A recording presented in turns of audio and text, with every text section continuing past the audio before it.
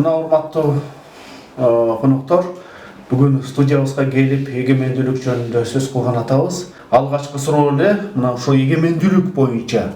Ушул эгемендүүлүккө биз татыктуу болдукпу? Эгемендүүлүк дегенди кандай түшүнсө болот өзү негизи? Агай, бул боюнча сиздин өзүңүз. Эми баягы эгемендүүлүк деп муну ар түрдүү талкууласа болот да. Муну ар бир адам ар кыл кылып эме кылса керек, бирок мен мындай эме кылым. Мына акыркы конституцияны айтып коёк. Бул жерде эми конституция жазганда бүт эле элге деп жазабыз да. Мына бул жерде эле баягы аннотациясынын башында эле айтып атат да. Кыргыз Республикасынын элинин укуктарын жана кызыкчыларын коргоп, мамлекетти сактоо жана чыңдоо үчүн монетарлык баса эрктүү көрсөтүп, адамдын жана жарандын укуктары жана эркиндиктерин коргоого жана урматтоого умтулууну ырастап, жалпы адамзаттын принциптери менен баалуулуктарын таанып, социалдык адилеттикке, экономикалык бакубатчылыкка, билимге, илимге жана руханий өнүүгө умтулуп, ушу конституцияны кабыл алдык деп атабыз да. Бул жерде эң негизинен адамдык фактор болуп атпайбы? Значит, адилеттүүлүк болуш керек, экономикалык бакубатчылык болуш керек, билим болуш керек, илим болуш керек, руханий өнүгүү болуш керек. Эми эгер ушулардын бардыгын биз конституцияны ушу коюп алып туруп ушуну мындай тамгасына чейин таянып туруп аткарганыбызда биз 30 жылда бизде бардык нерсе болуш керек эле. Бирок именно ушу нерселер болбой, бул нерселер жөнүндө баягы декларацияга окшоп калды да баягы. Конституцияга жазабыз, конституцияны 11 жолу жаздык, 11 жолу тең жазып атабыз ушуну. Бирок болгон жок да. Бүгүн майрам күнү эми айтсаң дагы эле кээ бирлерине жакпашы мүмкүн эми, бирок фактыдан кете албайсың да. Бүгүн эми биз 30 жылда мамлекеттүүлүктү түзөлдүкпү, түзөлбөдүкпү? Биздин мамлекет дүйнөдө азыр эң кембагал, эң жакыр өлкө болуп эсептелинет. Ана жана демократиялуу мамлекетпиз деп да. Демократия, каяктан демократия? Адамдардын эркиндиги болбосо, адамдар качан эркин болот? Качан экономикалык жактан бакубаттуу болгон эркиндик болот? Мына биз Ордо Азияда эң демократиялуу мамлекет катары. Бакубаттуу эркиндүүлүк жок үчүн адамдар азыр мына бүт баягы бардык нерсе шайлоодо добушунан бери сатып атат. Эгер бакубатчылык болгондо андай нерсе бизде болбойт. Сиз буга кандай карайсыз, Давлат Акерович? Биз мына 30 жылдан бери эгемендүү өлкөдө жашап атабыз. Алгачкы жылдары Борбордук Азиянын демократиялык аралчалысы деп да аталып келдик. Бирок ошол эле учурда мындай өтө ошол эгемендүүлүгүбүзгө шек келе турган дагы окуялар болду. Мисалы үчүн биздин бийликке келген президенттер авторитардык режимге өтүп кетишти да. Мындайча айтканда демократия. Тактап айтканда Аскар Акаевичтин тушуна барышат. Ооба, демократияны жайылтабыз деп бийликке келишет да, анан авторитардык режим орнотушуп, жеке өзүнүн жана үй бүлөсүнүн жакындарын кызыкчылыгында аракеттенип, бийликти монополия кылып, өзүнүн гана жакындарын же болбосо партиялаштарын же башкаларды, кландарын алып келип, мына ошондой болуп, анан ошол топ гана байып, калганын эчтеке карабай, анан сырттан келип аткан кредиттерди, гранттарды бөлүп кетип, жеп. Бул Акаевдин доорунда деле болду, Бакиевдин доорунда деле болду. Бакиевдин доорунда жанагы аларды укпаган саясатчыларды атып өлтүрүү, же болбосо сыртка чыгарып жиберүү, же качып кетүүгө мажбурлоо, мына ошондой баягы терс көрүнүштөр болду да. Атамбаевдин доорунда же болбосо 2010 жылдары мисалы үчүн биз конституцияны толук бойдон өзгөрттүк. Мындайча айтканда, эгерде мурда президенттик республика болсо, өлкө президенттик парламенттик же болбосо парламенттик башкарууга өттү. Бирок баары бир президент маанилүү ролду ээлеп туруп алды, өзүнүн жакындарын, мурда чогуу иштегендерин алып келип коюп алып, алардын билим деңгээлине карабай айрымдарынын диплому жок сатып алган, мына ошондойлордун баарын алып келип коюп алып туруп анан бийлик жүргүзүп ошондой аракеттер болду.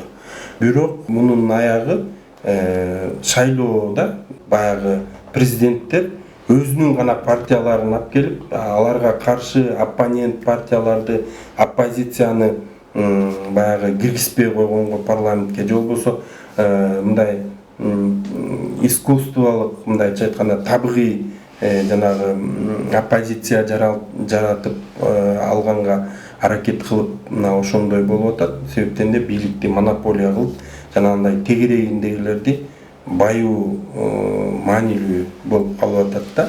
Мына ошентип анан баягы өткөн парламенттик шайлоодо дагы эки партия өтө көп добуштардын көпчүлүгүн алып алып парламент монополия болуп калгандыктан нааразычылыктары чыгып кетип ала кабыл алган жок да, алар эл шайладык да биз. алмашты. Жок. Же кандай деп ойлойсуз? Акча таркатуу менен, сатып алуу менен, ар кандай жолдор менен. Ар кандай жолдор болуп, мына ошонун негизинде баягы бийлик эгемендүүлүккө чоң шек келтирип койду. Ооба. Калган эл болсо мынакей Орусияда, Казакстанда, башка жакта баягы мигрант болуп тентип калды деп иштеп жүрүшөт. А бирок бийликке келгендер уялбайт. Алардын беттерин калың өтө. Алар уялбайт. Мен мына бийликке келдим, баарыңарды алып келем, кайра заводдорду куруп берем, баарын куруп берем деп уадалар берер. Балени да куруп бербейт. Сиз ушуга макулсузбу? Ичип жеп, баягы бийликти алып алып, монополиялап, ошентип ушул кайталануу эле келатат да. Эми мен баштан Абдумалик мырзага дагы Табалдакеровичке дагы эме коштум. Анан айта кетчү нерсе мындай да. Канча шайлоо болбосун, элдин негизгиси жан дүйнөсүнөн чыккан нерсени эч качан акталып келген эмес. Аткарылбай эле келатат. Демек эгемендүүлүк өз милдетин аткара албай атат. Биз эгемендүү эмес экенбиз да. Эми азыркы күндү мисалы үчүн эгерде эсептеп келсек, элдин баардыгын жанагы наркомандарды бир шприцке отургузуп коет го. Ошондой кылып, мисалы үчүн кредитке отургузуп койду. Азыр мисалы үчүн бүгүнкү күнү кредитти алышат дагы, үйүн алдырып атса деле эртеңки күндө эле кайра кредит берем десе ошону алганга аракеттенет. Эмне себептен? Анткени жакырчылык. Ачка өлбөстүн айласын таап, эмне кыларын билбей, бизнес кыламбы же эмне кылам, бүт баары эле кайра келип ошого отурат. Анан жана шайлоо маселеси боюнча айтылып атпайбы? Ар бирин айтат да, ошо 1000 сомго сатылып атасыңар же тигиндей. Бул жашоон ошол 30 жылдык нерсе түртүп барып ошого жеткирип койду. Мен ойлойм, азыркы учурда могу шайлоонун деле бизге кереги жок. Эмне себептен? Эгерде мисалы үчүн ошол эле Алмаз Атамбаев 120 депутатты чимкирик деп айткан болсо, азыркы учурда айтып атат, мына койлор доору бүтүп, азыр козулардын доору келди депчи. Ал эмнени айтат? Демек, ошонун балдары, чакасы жанагы 30 жылдын ичинде башка чет мамлекеттерге окуп келип, бардык нерсенин баарысын жетишип келдик. Эми ошол томаяк элди аягына чейин согуп салалы, жок кылып салалы деген нерсе болуп калып атат да. Мындай айтканда, эгемендүүлүк мен өзүмдүн көз карашымча 700 000 кишиби же 700 үй бүлөгөбү иштеп эле келатат. Эгер бизге эгемендүүлүк жарашпай турган болсо, эгемендүүлүктүн ордун жана ролун билбесек, анда бир держава мамлекеттерге эле мурдагыдай союздун тармагында жүргөндөй эле ушул Россия Федерациясына, Кытайга же Америкага кошулуп алсак болбойбу? Жылдызбек мырза, сиз кандай деп ойлойсуз? Эгемендүүлүк. Мына биз 30 жылдык мамлекеттүүлүгүнүн түзүлгөнүнүн 30 жылдык белгилөөнүн алдында турабыздан босогоно турабыз. Мен анализ этип көрдүм. Чынында биз өзүнчө түптөн булатып, түндүгүбүздү көтөрүп, дүйнөсүндө жар салдык. Биз да эгемендүү болдук. Өзүнчө гербибиз, кемебиз бар деп. Дилибиз менен мамлекеттик. Бул аябай жакшы жетишкендик деп ойлойм. Сөз түрдө дагы бир нерсени айтып коюш керек. Мына 40 миллиондук күрттөр, дуңгандар, уйгурлар, көп улуттар бар. Эгемендүү жок. 100 миллионго чейин менен мамлекети жок. Биз бактылуу адам деп мен ойлойм. Канчалык кыйынчылык болбосун, биз бактылуу адам экенбиз. Өзүбүздүн 6,5 миллион калкыбыз болсо дагы өзүбүздүн мындай картада, дүйнө картасында өзүбүздүн ордубузду ээледик. Геополитикалык боюнча. Анан дагы айтып коюш керек, чынында ушул 30 жылдын ичинде туура биз өзүбүздүн багытыбызды жакшылап багытай албай атабыз. Кыргызстан 30 жылдын ичинде көптөгөн саткынчылыкты, баскынчылыкты баштан кечирип атат. Өтө өкүнүчтүү нерсе. Мына айтпай койбосо болбойт. карап көрө турган болсок, мурдагы бийликтин түшүмдөрү туура айтылат. Элибиз чоң үмүт менен ушундай эгемендүүлүгүбүздү туу көтөрүп, эгемендүүлүү болдук. Баш жакшы жашоо турмуш болот го деген ой менен айта кетсек, мисалы үйтүп айтып атпайбы, бирөөлүк авторитардык режимге башкарууга туура келип калдык. Андан кийинкиси деле аны деле улап кетти да. Андан кийин бийликтер эч качан аркы бийлик болуп, азыркы күнгө дейин эч кандай бир сабак болгон жок. Мен өкүнгөн жерим мына Кыргызстан, биз эрктүүлүктү, Кыргызда жакшы сөз бар да, биз ачарчылыкка, жокчулукка чыдайбыз да. Бирок мыйзамсыздыкка, адилетсиздикке эч качан чыдабайт кыргыз эли. Мына таш менен кулап атпайбыз. Таш менен кулап атабыз. 6 эл бийлик Анан айтып керек туура да, ошо эгемендүүлүккө шек келтирип аткан нерсеси да ошондой. Мына биринчисинде деле мына экөөбүз чогулуп калдык. 2005-жылы Акаевдин авторитаризмине каршы болгондо деле мына ушу шайлоонун негизинде кетти да. Аягына барып, акыры ошого такалды, шайлоо туура эмес болуп калды, мыйзам туура эмес. Элдин карызчылыгы 15 жылдан бери эч кандай экономикалык жактан башка жактан да өзгөрүүлөр болбогонуна байланыштуу бул бийлик менен туура эл кууп чыкты. Демек алмаштыруунун эң негизги себепкери бул шайлоо болот да. Эми азыр шайлоо жөнүндө сөз кылабыз да. Мына эң биринчи эгемендүүлүктө биз балким ошол жакшы шайлоо менен келбегендирбиз. Мына Абдымалик агай, сиз жогоруда айтып кеттиңиз. Бардык нерсе биринчи кадамы адам баласынын ошо биз эгемендүү болдукпу? Демек биздин бардык эрежени сактаган конституциядан башталат экен да. Мыйзамдардын жетекчилик алган баш мыйзам. Ушу баш мыйзам балким туура эмес болуп аткандар. 6 жолу президентибизди алмаштырган. Бизде баш мыйзам туура эмес деп айта албайбыз. Себеби баш мыйзамда башка бөлөктөр эч нерсе алмашкан жок. А жерде только жанагы мамлекеттик органдар, жана президенттик аппарат, жогорку кеңеш ушул эле бири-бирине полномочия өткөрүп эле ушул эле алмашты. 11 жолу теңчи. Ата алмашкан жок. Башка калган жанагы адамдардын укуктары, ушу мамлекеттин жанагы эң негизги мамлекет түзгөн саясаттар, башкалар ушу бирдей эле турат. Жана эле айттык го, жана 5-статья, бир статьяны ары, бир статья берипчи, жана узурпация. Узурпациядан эме кылсам болот. Анан дагы бул жерде мына 14-берене бар, мына Кыргыз Республикасында улуттук акча бирдиги сом болуп эсептелет. Мына бүгүнкү күндө сом иштеген жок. Биздин мамлекетте только кандай милдеттеме болобу, башка болобу, сом менен эсептелет, сом менен. Мына көрүп атасыңар, доллар менен иштеп атат. А сом өзүнүн деңгээлинде 5-6% деңгээлде. То есть биздин 5-6% экономикада иштеп атат. Калган бүт көмүскөдө. Бул деген мына экинчи жер казынасы мына 16-берене. Аба мекени, суу, токой бардыгы Кыргыз Республикасынын гана менчиги болуп эсептелет деп мына жаңы конституцияда жазылып турат. А бул жерде чет өлкөлүк жарандар жана алардын катышуусу бар юридикалык жактардын жеке менчик укугуга болушу мүмкүн эмес дейт. Бирок мына бүгүн жер үй башка кендер бүт эле чет өлкөлөр иштетип атат го. Алардын лицензиясын баарын кайтарабыз деп атпады беле? Жок, эми анан бул жерде дагы эме кылып атат, мына 18-берене бар. Эме 17-берене. Мына Кыргыз Республиканын экономика ишмерликтигинин ар кандай түрлөрүн өнүктүрүү үчүн шарттарды түзөт жана улуттук экономиканын кызыкчылыгын коргойт.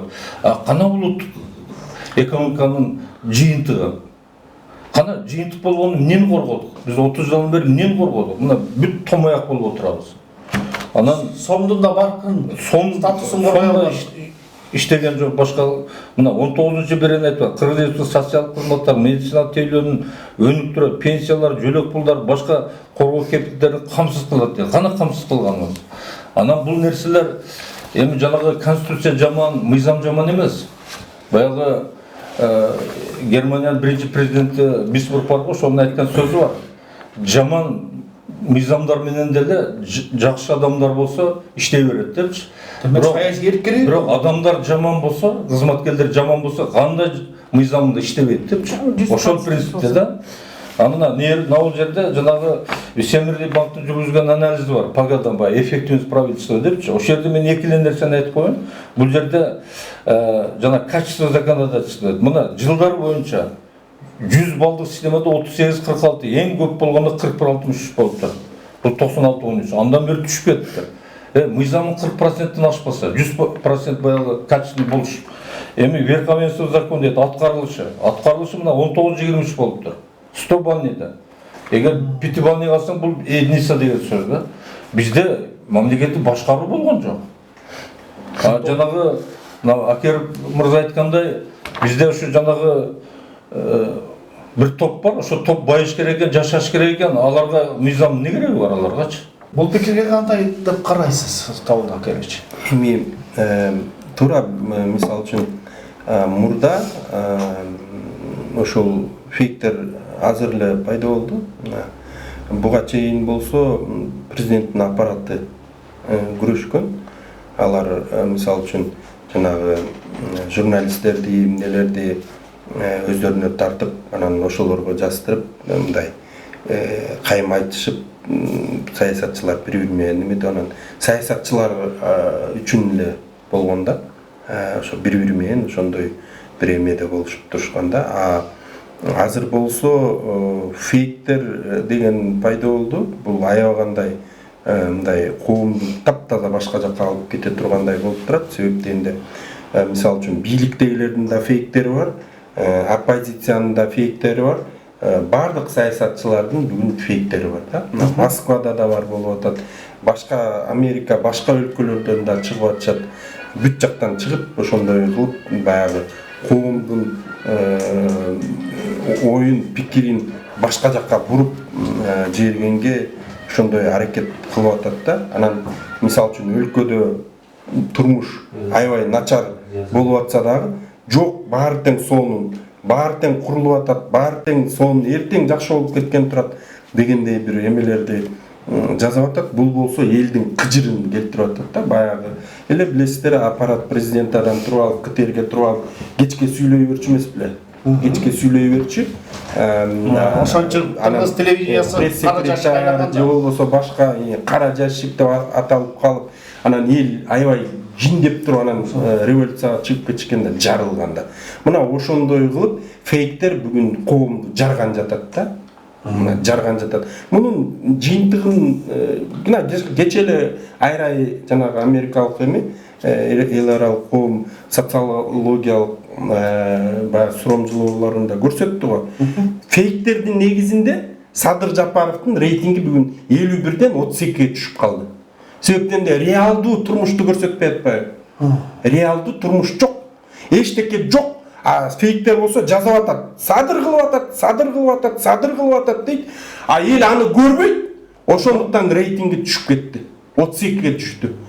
Жалган болуп калды, бүт баары тең. Бул ушундай болгон. Мисалы үчүн, ошол кара ящик КТР жасаган. Учурунда Бабанов премьер болуп келген, билесиздер. Бабанов премьер болуп келгенде Бабановду күн сайын көрсөтүп, мурда КТРде алато 14-15 мүнөт же эң бир маанилүү окуялар болуп кетсе 20-25 мүнөт көрсөтчү. Эгер маанилүү эчтеке жок болсо 15 мүнөт эле маалыматты көрсөтүп койчу. Бабанов келгенде 30 мүнөт толук правительство өкмөттү көрсөтчү. Кээде 45 мүнөткө чейин чыгып кетчү. Ошондо мен айткам, Бабановдун аппаратына айткам, тиги эгерде ушуну токтотпосоңор, силер бүт баарын көрсөтүп атасыңар Бабановдун. Бирок реалдуу турмушта андай эмес. Эчтеке болбой атат. Эл көрүп атат, аны нааразычылык көп. Эгер ушуну токтотпосоңор 3 айдан кийин кетесиңер кызматтан деп. Мына 3 айдан кийин кетти. Азыр да ошондой фейктер баягы бул бийликтегилер айтып атат, булар бизди коргоп атат деп, ошолорго акча төлөп атышат, баардыгын жасап берип атышат, нетип атышат. Алар болсо акчаны алат, аларга баары бир да. Алар кайерде отурат, ким билет аны? Болбогон окуяларды башка жерде отуруп алып эле ар кайсынын баарын айтып жазып эметип атат, болбогондун баарын болтуруп атат. Ошентип отуруп мынакей Садырдын рейтингин 32%ке түшүрүп койду. Эгер ушинтип кете берсе, коом акырын жарылат. Себептен де реалдуу нерседе андай жок. Реалдуулук кандай азыр? Чындап эле фейктер азыр мамлекетти ушу жаргата койду. Реалдуу түрдө мисалы үчүн Советтер Союзунун учурун алсак, мисалы үчүн, ал кезде реалдуу бир фабрика, заводдор иштечү да. Алардан бир нерселер чыкчу да. Анан мен ушул 5 жылдан бери айтып келем да, көп учурда бул ОСО деген эмне? Бул частный лавочка да, мындай айтканда. Частный бир кишинин эле предприятие. Жоопкерчилиги чектелген жеке өзүнүн ишкана. Ошол эле коммерческий банктар. Бул частный бир эле адамдын кызыкчылыгына иштеген акча бере турган система өзүнө курап алган да. Анан эме ар бир президент келген сайын таласка барат, таласта бир ОСОнун эмесинин открытиясына барып келет, көлгө барат, бир мисалы үчүн фабрика ачылды деп, ал ОСО. Ал Кыргызстандын ичинде болуп аткан мисалы үчүн бир мамлекеттүү жалпы мамлекеттик ишкана эмес. Жалпы мамлекеттик ишкана ачылды деп, мисалы үчүн жүрөгүң жылыйт да, эгерде мамлекеттик ишкана ачылды десечи, ал жерде ОСО деп чыгат. Еще ОСОну ошол эле указ менен бекитип, токтом бул билбейм, сабатсыздык. Кандай башкаруу болуп атат? Жок, бул сабатсыздык болуп атпайбы? Эртеңки күнү буга деле мындай Баарын менчикке кетирмедик беле. Жоопкерчилик тартыш керек болот. Ал учурда кандай болот? Булар эмне чемоданды салып алып эле ошол бойдон кетип калабы? Бул болбойт да. Азыркы учурда реалдуу түрдө карасак, эгемендүүлүк бизде бар. Гербибиз бар, флагыбыз бар, гимнибиз бар. Кудайга шүгүр, кыргыз элибиз бар. Иштебесе да сомубуз бар. Иштебесе дагы биздин сомубуз бар. Мыйзамдар, конституция жазылган. Эгемендүүлүк 30 жыл деп келатабыз. Бирок биз эгерде азыркы күнү кайдыгер болсок, мамлекеттүүлүгүбүздү жоготобуз. Жана жогоруда айтып коллегалар айтып кетпедиби? Ошол эле тиги уйгурлар, дуңгандар, жанагы күрттөр өздөрүнүн эмеси мамлекет жок деген. Биз да ошондой кейипке келип калышыбыз ыкмак. Эмне себептен? Анткени мыйзамдардын туура эмес иштебегендиги социалдык жанагындай чыналууларга алып келет да. Эгерде мисалы үчүн мыйзам турса, эртеңки күнү кечеүнкү эле баланын өлүмү жөнүндө айта кеткен болсок, мамлекеттин ичинде азыр мыйзамды түшүнбөгөн адамдар иштеп атат деп уже эшикке чыккандан коркуп каласың. Эгерде мисалы үчүн патрульный милиция керек болсо өзүнүн полномочиясын билбеген себептен атып алды да анычы. Еще плюс медиктерди убагында чакырса балким бала өлбөй да калмак. Аялы да кандай эмес. Анан бизде следствие да жок. Следствие карасаң, мисалы үчүн следовательге бергенден жумусту ошол именно ким пострадавший, ким иск берет, ошол заявление жазган киши чуркап аягына чейин токотер жерине жеткизбесе, бизде эчтеке жок. Бизде билим талкаланды. Ошон үчүн жанагы улуу адамдардын бардыгы, негизги эле акылдуу адамдардын бардыгы айтылат го, бир улутту жоготуш үчүн атомный бомбанын кереги жок. Бир гана образованиясын талкалап койсо, билим берүү агартуу системасын талкаласа, анын архитектордордун алдынан үйлөрдү туура эмес салат, андан кишилер өлөт, врач-хирургдун алдынан скальпелден адам өлөт, билим бере турган адам сапат билими жок болуп аткан. Экономист финансисттери кредиттик системаны өлтүрөт. Экономист финансисттер барган карызга батырат. Мындай болуп атпайбы? Улуттук банк азыркы күндө президентке эмне деген отчет берип атат. Ал киши мындай, мен алтын резервди сактап калдым, мен мамлекеттүүлүктү сактап калдым. На самом деле, эгерде чын-чынына келгенде, мамлекетти талкалаган ошол именно улуттук банк болуп атат. Анткени улуттун кызыкчылыгына иштеген жок. Эмне себептен азыр томояк болуп биздин элдин баары дейт, мигрант болуп чыгып кетип атат. Мигрант эгерде бүгүнкү күндө бизде майрам болуш керек болчу да. Кадимкидей ар бир үйдө майрамдык маана болуш керек. Жайнап туруш керек болчу. Көчөгө деген мисалы үчүн жанагындай энелер чыкпаш керек болчу. Менин баламды өлтүрүп салды, менин үйүмдү тартып алды, мен ачка калдым, үйүмдү алып алды. Жана башка толгон токой, жүз көгөй. Анан жанагындай фейктер чыгып алып эле бардыгы жакшы болуп атат десе, анан элдин кандайча эгерде менин маселем чечилбей атса, демек башканын маселеси чечилип аткан турбайбы деп уже мындай кайчы пикирлер да келет дагы. Уже бул жерден действительно президентке уже ишеним жок болуп баштайт. Ошол үчүн президент эмес, ошо бийликке. Эми азыр 700 үй бүлө бийликте отурат, албетте. Алар мына президенттик шайлоодо дагы көбү аттанышкан, парламенттик шайлоого дагы аттанган атышат. Бардыгы тең, мисалы үчүн салынууга ашык болуп калды да. Бай кедейге бөлүнүп калды. Анан акчалуулардын маселеси чечилет, акчасы жоктордуку четте калып атат. Анан мындай айтканда бул эмне тукум куруучулукка алып баратабы? Бизде эмне мыйзамдар иштебейби?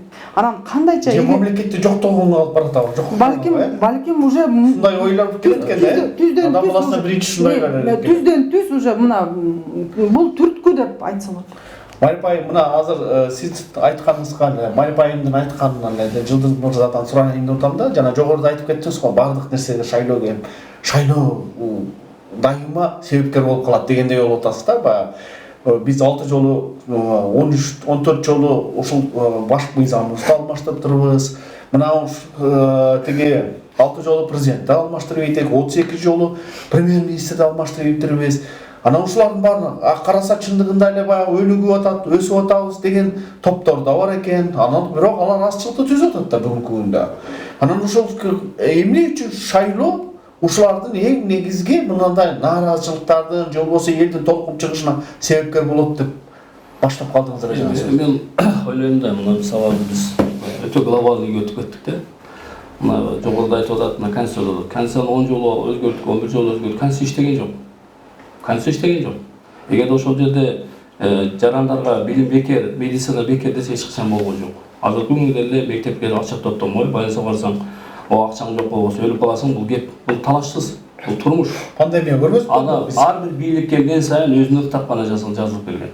А биздин күнөөбүз жарандык болгон элден конституцияны эч ким толком окуй элек. Азыр деле окуган жок. Напрос көргүлө. Ким окуптур? Мына алып чыгат да талкуу болуп коет. Талкуу деген эмне? Талкуу деген ушундай бир тегерек стол, бир ойчулдарды чакырып коет, өзүнө керектүү дешин эле. Ошол жерде талкуу болот, бүттү, шойдон бүттү. Аны окуган адам деле жок. Анын талкуусун мына айтып атпайбы, ар бир бирден терип атат. Аны мындай териден айында эч ким убактысы жок, териден мал багабы, же үй бүлөсүн багабы, же ушуну териштирип отурабы. Элде жакшы болуш керек, арзанчылык болуш керек. Баардык Кудайбыз ишеним болуп аткан эмне үчүн улам бийлик алмашып атабыз? Себеби мына бул жакта айтып атат коммерческий деп. Биз жетишсизден балдарды үйлөйбүз, акча алып атабыз. Ата бир казы болсо ошону көбөйбүз, акча алып атабыз. Эч ким зордуктаган жок. А коммерциялык улуттук банктар акчаны кайдан алып атат? Мына Россия башка жака эмне үчүн биздин жарандабыз кетип атат? Ошол жерде мына Россия өзүнүн элин мындай башканы айтпай эле коюп, салыштырып көрөлү. Россия 2 бала, 3 балага мындай капитал берип атат. Ошол баланы окутуп алып, ипотека алып алып, ошону окутканга кийинге 200-400 миң инвестиция берип атат. Мектепке жөнөтүп. Анан мисалы ипотека алсаң 5%, 3% менен ошолор эле ошол жактан алып келип эле ошону бизге 18-20-30%ден берип атат. Кайдан келип атат ошол акчалар? Ошонун негизинде көпчүлүк түшүнбөстүктөр болуп атат. Арасы ошондон болуп атат. Анан биз азыр айтып атабыз. Мына 3-4 жолу болгон менен ар бир шайлоонун аркасында элдин талабы болгон. Аскар Акаевдин кетишинде дагы таза шайлоо болсун. Мамлекет таза адамдарга муктаж, үй бүлөлүк болбойт. Биз эч качан андайга жол бербейбиз дедик. Андай аткарылган жок. Туурабы? Андай аткарылган жок. Ал тескерисинче бала бакырат. Эгемендүүлүккө шек келтирди деген сөз. Мына эгемендүүлүк 2010 карап көрө турган болсок, канча адам кырылып кетти. Канча биздин кырчындай жаштарыбыз, бүтүган агалар, эжелерибиз каза болду. Ошо ата бейитке барганда кандай деген сөздөр айтылган? Аткарылган жок. Туурабы? Тилекке каршы. Мына кумтөрдү талкуулап атабыз. Кумтөр мамлекеттин шегине эгемендүүлүккө шек келтирилген эмне болуп атат? Бул эмне деген шерменешчилик? 15-20%. Монголиядан да биз артта калгандай болду. Монголия 70% биз 30 алабыз, biz 30га да жетпей атабыз. 30 эмес 10%. Биз алтын аяктан суу иче турган инсан мамлекетпиз. Эмне биз азыр Кыргызстанда 6,5 миллион деген жок азыр. Бүт талаалап жүрөт. Дүйнөнүн бурчуна барсаң кыргыздар жүрүшөт азыр. Жакшы жашоодон эмес бул. Мамлекеттин байыган, жакшы жашаган миграциядан эле билип койсоң болот. Биз ошолорду мына башка жакта окуп атабыз. Ош эч болбосо биз эгемендүүлүк болуп туруп, ошолордун укугун коргоп бергенге жардам бере албай атабыз.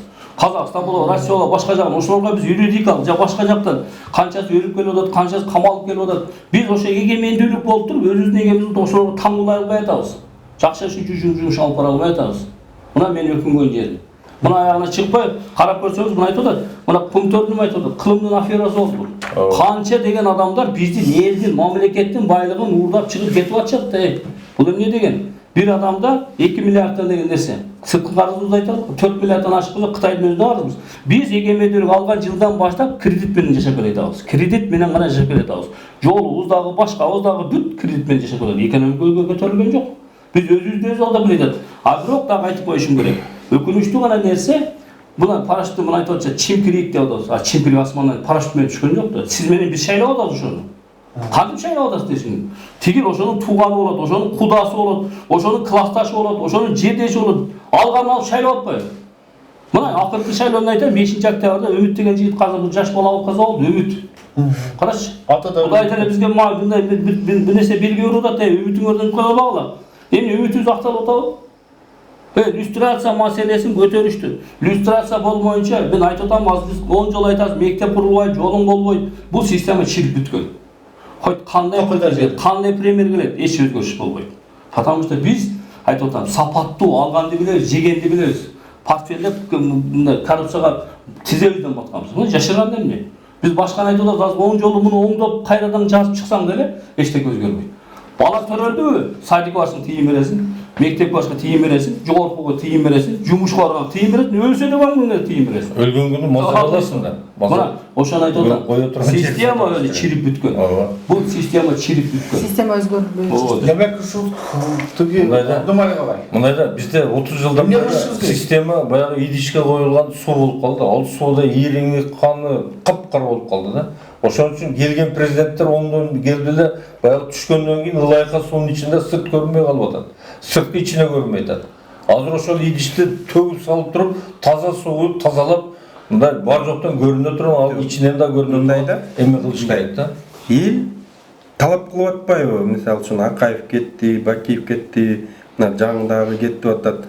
Эл талап кылып атат да. Мынандай кылып бергиле бизге депчи. Мисалы үчүн курултай институтун киргизгиле, силерди контролдосун деп ошондой нерселерди айтып атат да.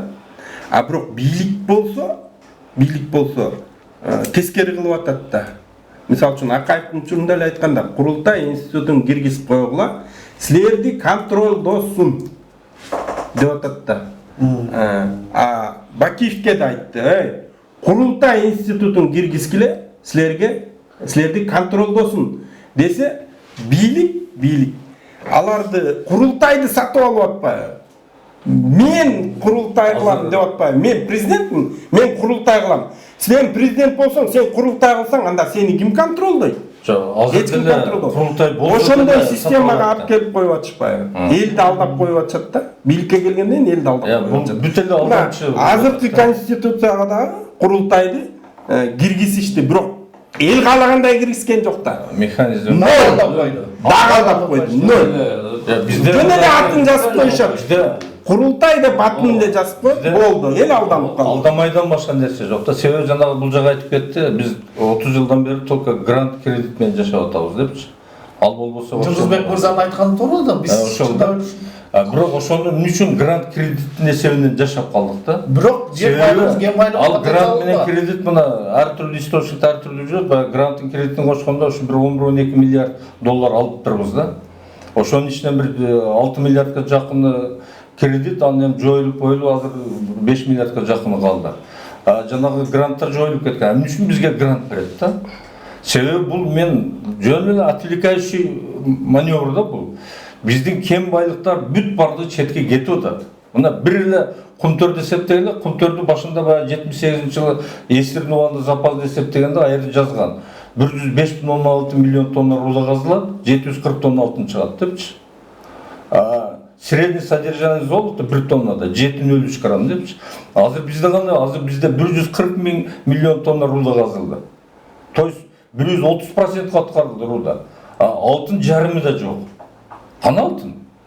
Ошол жерден 21-25 экологиясын эсептеген акча кетип атат. Бизге келген кредитти жанагы 11 миллиардка жетти. 11 миллиард. Это просто отвлекающий. Бизге бүгүнкү күндө эч кандай гранттын да кереги жок, кредиттин жок. Биз эми бир мындай Кудай берген жерде экенбиз, кем байлык башка. Биз экономикабызда, биз мамлекеттин бюджеттин мыйзам кандай көрсөтсө ошондой түзсөк, жана көмүс кандай мындай жок. Акча саясатын өзүнүн акчаны 100% жүргүзсөк, бизге эч нерсе керек эмес. Биз бүгүнкү күнү жана азыр айтып жүрүшпөйбү? 6 айдан кийин, 2 жылдан кийин, кече бирөөсү жазып туруп 10 жылдан кийин биз 15 спискага киребиз деп. Эми бул жөн эле акмакчылык да. Биз эмне үчүн бүгүндөн баштап өнүкпөйбүз? Мына бүгүнкү күндөн өнүгүш керек. Бүт шарт бар. Биз только бир баягындай мээси бар, бир мындай патриот адамдар эле келиш керек. Мындай бир нерсени соображать этип, бир мындай максат кое алган адамдар. Азыр бүт бийликте максаты жок адамдар, Ошо бала чакасын эптеп эле, ушу баягы жулуп качып эле бир нерсе кылышты. Ошолор барды эле отурбайбы? Олордун эмнеси бар, эмне бар, эл бүт бардын билет. Ана бирок эл жактырбай атат, башка кылбай атат, бирок кандайдыр алар баягында эме болуп калыптыр да, липке окшоп жабышып калыптыр да, бир жерине кыргызсаң, экинчи жерине барып жабышып калат экен. Мындай да.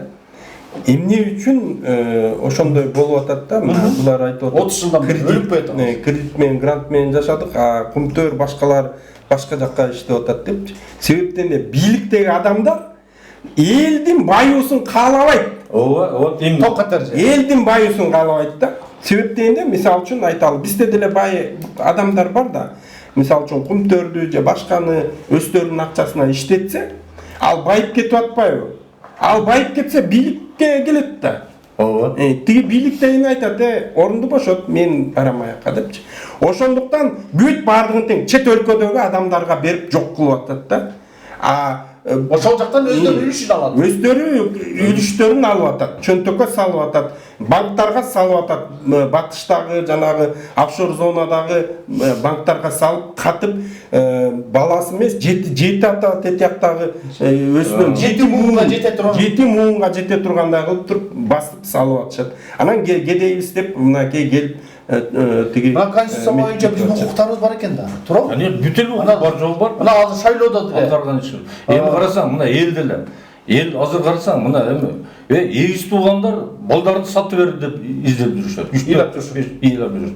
Экөөнүн төрөсө бирөөсүн, үчөөнүн төрөсө экөөсүн сатып берип. Анан жолго чыкса мына депутаттардын балдары жөн 3-төн 4-төн басып кетип атат. Кана ичим жок. Мына кече жөн атып атат. Азыр эл мындай бир бутага окшоп калды азыр. Көчөгө чыгыш опасный азырчы. Карапайым элди пулга айланды да, уже бөлүндү да, бөлүнүп бүттү. Жок, бул жерде мындай да. Кандай баланын атылышы бул мындай. Булар айтып атпайбы? Бийликте реформа жасайбыз депчи, мына министр реформа жасады, туурабы? Ал жакта мыйзамды күчүнө киргизели деппи? Алда жанагы Реформа жасап, ППСти алып келишпеди, дыйымдыларды коюшуп нетип. Мына ошондой кылды. Бирок ошол жака кимдерди алды? Акча менен алды. Атып атса, миличи асманга атыш керек эле да. Кандай түс атып атпайбы? Демек, кимди алган? Мыйзамды билбеген сабатсыздардын баарын алышкан. Эмнеге? Акча менен. Коррупция дагы эле гүлдөп атат. Дагы эле тиги 7-этаждан түшө элек коррупция. Бул ошону көрсөтүп атат да. Мыйзамды билбеген балдардын баарын тең алышкан акчага.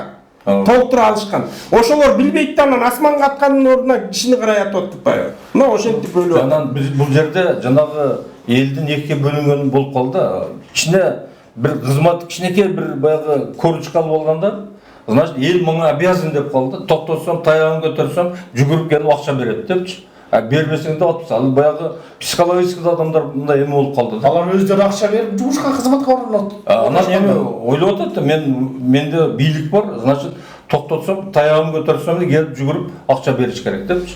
Анан келип ал жанагы закон мыйзамда андай десе, ал жакпады да, шарт алып салды. Болбосо аерде төртөө турса, жалгыз болсо, кайра ага күнөөнү бербей турган. Күнөөнү оодарганга аракет кылышып атпайбы? Анан олардын жанында барды жанагы камера эмелери бар да, микрофон эмелери. Бардыгы бирөөнү да чыккан жок. Даже бүгүн ошол жанагы аткан баланын бир сүрөт эмесин чыгарган жок. Көрдүңбү? Азыр бийлик совсем бөлүнүп калды да. Эл башка, эл баягы бир байкуш, бир кул сыяктуу. Булар башка. Бизге баягы не дейтили ба? Неприкасаемый деген бизге карап сүйлөбөгүлө. Бизге карап сүйлөбөгүлө. Биз атсак атабыз, тебелесек тебелетебиз деген маанидө болуп атат да. Балким азыркы учурда бийлик ушул могул конституцияны аткарыш үчүн өзүнүн командасы жокпу? Эмне кемчилиги болуп атат? Сиз кандай деп айтат элеңиз? Мен ойлойм да, биз мындай анализ этип көрсөк, эл бийликке ишенеби? Мисалы укук коргондор бизди коргойбу же бизди коргойбу деген сөз болушу мүмкүн. Элибиз сотко ишенеби? Ошол соттордун мыйзамсыз аракеттигинен, ошол ички иштер кызматкерлерine туура айтат. Реформаны эгерде министр болобу, башкасы болобу өзү толкун билбесе реформаны, анан эмнени кылат анан? Биз кесипкөй адамдарды тандаганды билбей атабыз да.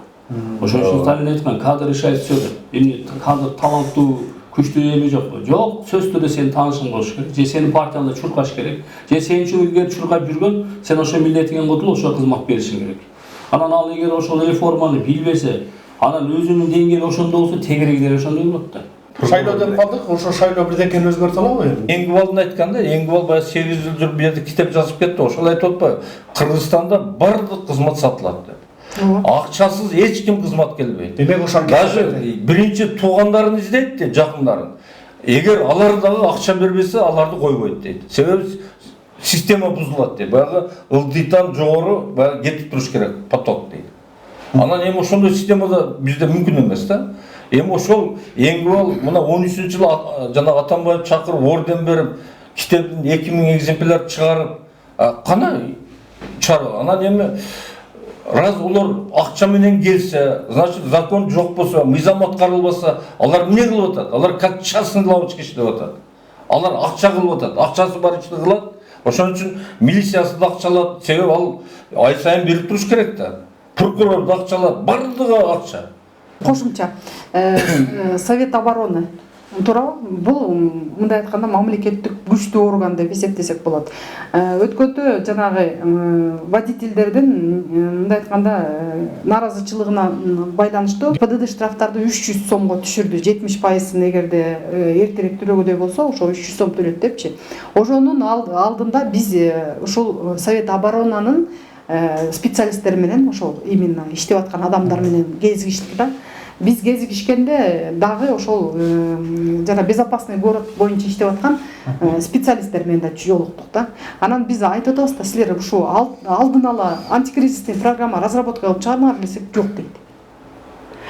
Негизгиси силер алдын ала бир кандайдыр бир неме, ушу безопасный город өзүнүн эмесине действительно иштеп атабы десек, мына мисалы үчүн Айзаданы өлтүрүштү, ал боюнча эгерде алдын ала болгондо уже может быть ошол камералар туура кеткенде туура болмок депчи. Бизге бардык нерсенин бардыгын новшество болуп алып келет, бирок эмеден аягынан өйдөгө чыгат экенбиз да.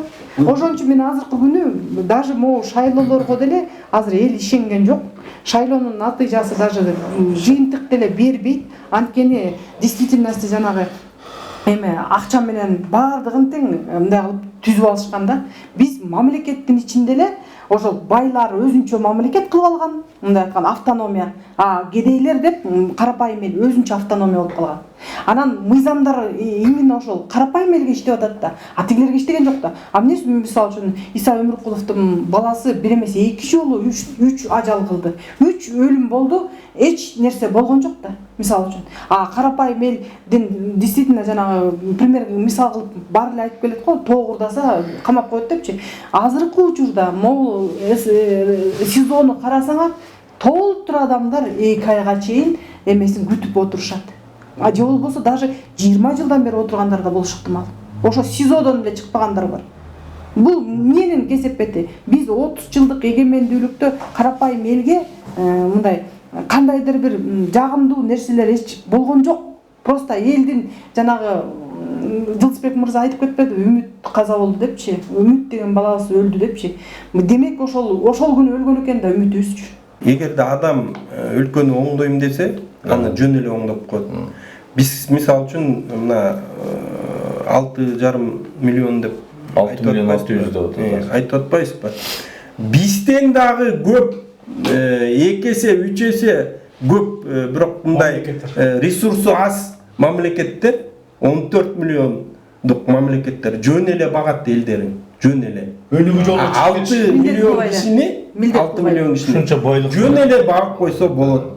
Бирок бардыгы тең жанагы кызыл кекиртек же болбосо өзүнүн кызыкчылыгы, чөнтөгү үчүн иштеп бийликке келип аткандыктан бир дагы президент Кыргызстанды алдыга сүрөй алган жок. Өлкөнү оңдоп коюш бул ошол бийликке келген адамдын эркине байланыштуу болот. Ал күчтүү команда түзүш керек да. Эң күчтүү, эң мыкты билген адискөй адамдардан коюш керек. Анан ошолор өздөрү ар бирөөнүн өзүнүн тармагын реформалаш керек да. Реформалаш керек. Мына ошентип жасаса болот. Азыр Кыргызстанда азыр баары менен сүйлөшсөң айтат, кумтөр алынса, анда балким иш оңолот дейт да.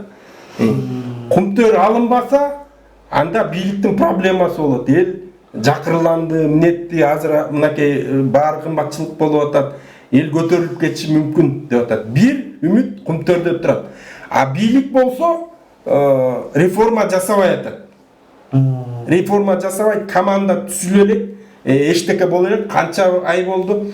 Мына ошондой абал өтө татаал. Ушул жерден жанагы кошумчалап коеюн сизге.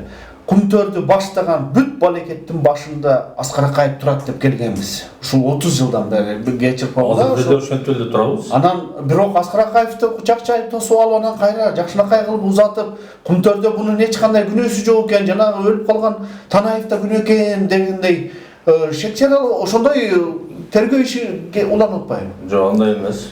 Жок, эми ал экинчи маселе, кошумча маселе. Мына Садыр Жапаров ошол Кумтөр деп туруп, ыйлап, сыздап жүрүп, далай азапты көрдү эле, далай жакындарын жоготту эле. Эми кайра Кумтөр деп отуруп, кайра бийликке келдик. Эми кайра Кумтөр деп отуруп, кандай бир өзгөртүп алабы? Силер ишенесизби сиз ушул табылга? Мен мындай деп ойлойм да, Кумтөрдү алуу өтө кыйын. Аны алыш үчүн мындай резко, мындай катуу саясий чечим баягы аракеттерге барыш керек. Эгер антип аракеттерге барбаса, анда Кумтөр алынбайт. Кумтөр алынбай калышы мүмкүн. Эгерде өздөрүнүн кишилери кече алабыз деп жатышса, бүгүн жабылып калышы мүмкүн деп тескери маалымат болуп элди дайындап атат. Мындайча айтканда, Кумтөр алынбай калышы мүмкүн. Шайлоодон кийин алынбайт. Балким жаңы саясат кетет, сүйлөшөлү дейт. Же дагы башка ошондой болуп калышы мүмкүн да. Анткени бийлик айткан жок да алабыз деп. Азырынча ачык чоп мондай жолдор менен алган жатабыз деп айтылган жок. Бирок мындай эмеде айтылып атат алабыз деп. Ошол эле учурда тескери да айтылып атат, жабылып калышы мүмкүн. Жабылып кала турган болсо, анда кандай болот алабыз? Баарыбыз ишенип атат, бүт эл ишенип атат. Кумтөрдү алса, оңолот, акча келет, нетет деп ойлоп атышат. А эгер жабылып калса, соттон утулуп калып, анда эмне болот? Маселе ошондо. салып береби. Ким тарапка беришибизди деле билбей калдык да анда. Азырча бул мен ойлойм, бул Кумтөр боюнча көп эле спектакльлер болду баягы. Комиссиялар түзүлүп, комиссиялар. Бул ошол эле сыяктуу. Эгемендүүлүк алгандан бери спектакль уланып келет. Ошол эле сыяктуу бир спектакль булчу. Анан мен ойлойм, самый баягындай извращенный азыр ушул болуп атат да. Берип, алып, ушундайчы. Эми ошондой кылып эч нерсе чечилбейт. Качан бийлик таза, команда таза келгенде анан чечилет. Биз эми азыр айтып атпайбызбы? Ар бир кайсы госструктуранын ичинде таза адамдар да бар, айтып кетишим керек. Баары жамандай мен алыстамын. Мен айтышым керек, биз дагы төңкөрүш болобу, башка болобу, эгерде биз ички дүйнөбүздүн түпкү нускасы менен ички дүйнөбүздүн революциясы болмоюнча биз оңолбойбуз. Биз азыр аны жамандап атабыз, муну жамандап атабыз. Тилекке каршы эртең эмнеси болсо чыгып колдоп атабыз да. Үмүт кылып атабыз да, бирок убакыт өтүп атат, мезгил өтүп атат. Мен өкүнгөн жерим Кыргыздын байлыгы Кыргыз элине кызмат кылбайт. Ошол эле Канаданы айтып, Канаданын эч качан байлыктары турат жердин түгүн, эч казылган жок. Кандай оор мезгил келгенде каза болот деп. А биз болсо карашы, бул түгүн бул алайдан баштап, бул көлдөн баштап төтөгүлөп казып алып атабыз. Ошондон бир байып деле кеткен жок, жолубуз деле оңолуп кеткен жок. Бир башка деле мектеп куруп кеткен жок. Ошо жери 100 миллионго сатылды. Башка эч кандай дөөлө жок Кыргызстанда. Демек өлкөнү алып атабыз. 100 миллионго Алар өздөрүнүн байлыктарын казбай эле турабы? Казып алып атабыз. Мына тайын комороз этип коет алар. Бул деле бүтөт. Өлкөнү Япондордо казбайт эч нерсе. Бүтөт эртең. А кантип жашайбыз? Бизге окшогон акыл жоктордун эсебинен 100 миллионго тамбай малды сатылды, мектеп курулду деп айтылды. Канча мектеп курулган экен. А бирок азыр биз айтып атабыз. Бир ошо сатылып кетти дагы. Азыр айтып атат, сос пакет төлөп атабыз, жумуш менен камсылап атабыз деп. Бирок калдын йырында да. Мен айтайын дегеним Аскар Акаевди чынын айтсам, мына кеткенден бери мына жекче жакында келди, баягы кыргыз эле коомчулук дүйнөсүн карап турду да. Эми конечно бул сүйлөшүүлөр негизинде келди, жөн келген жок. Анан мени өкүндүргөн нерсе, элге кайрылуу жазатына болуп турдум. Биз үй-бүлөбүз менен тазабыз, биз эч кандай күнөө жок. Анда мен айттым, анда бизде күнөө экен. Ана кайра Саракаев күнөөлүү болсо биз күнөөлүүбүз. Ошо кишини биз шайлап, референдум шайлап, кайра шайлаган биз күнөөлүү экенбиз деп ойлойм. Чын эле күнөөлүүбүз да. Анан айтып атат. Андан башкасын да билмем жок. Кана бул азыр Жок, шайлаган күнү пунктөрдү биз козгой берсек бул түгөнгүс чексиз нерсе бул. Мунун акыбет бекер эмес. Мына акыры бизде бул арнамыз деген кайда? Бир ошо совет директоровдон алгандарын карап тур 200 миңден ай алат экен доллар менен.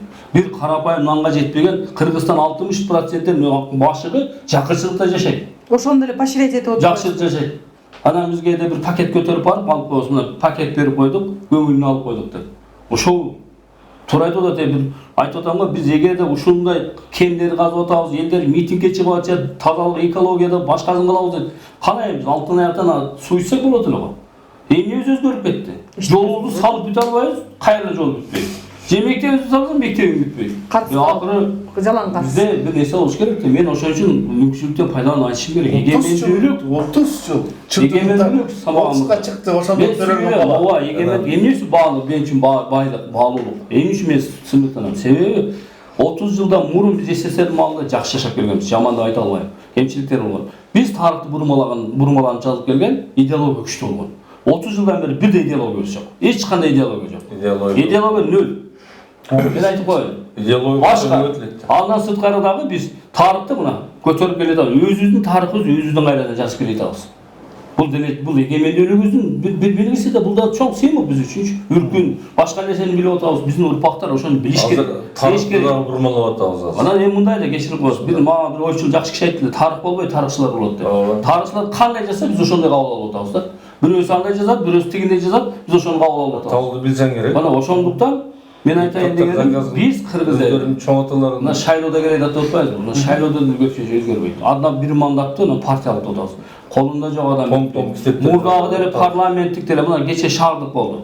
Шаарда деле колунда жок адам өткөн жок. Азыр деле ошондой. Эмне өзгөрөт? Шайлоо кереги жок бизге. Ошондуктан айтайын. Система ошондой, башкача болушу мүмкүн. Мен өкүм айтабыз да, мен эң бүт биз дайым эле чогулганда тегерек стол болуп калат, башка болуп калат.